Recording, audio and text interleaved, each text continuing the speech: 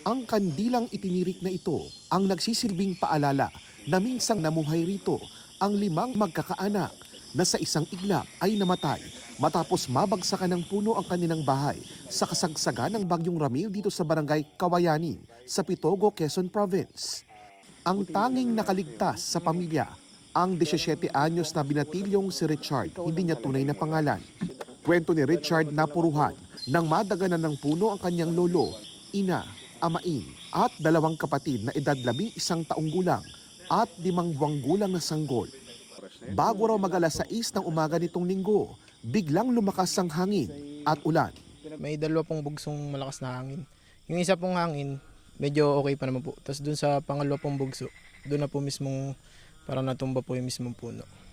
Ayon kay Richard at sa investigasyon ng pulisya, ang punong bumagsak ay dati na ring umanong sinubukang sunugin ng kanyang amain dahil alanganin na ang pwesto at pinangangambang makadisgrasya kapag may bagyo.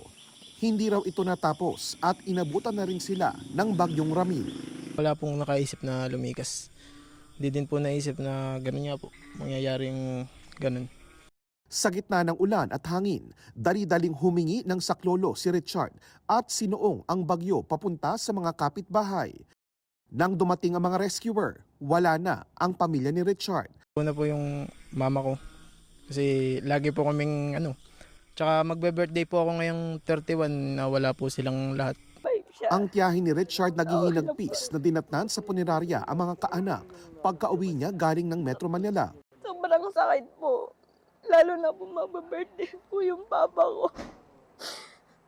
Magbe-birthday po yung papa ko, tas yung 2 ko pong pamangkin.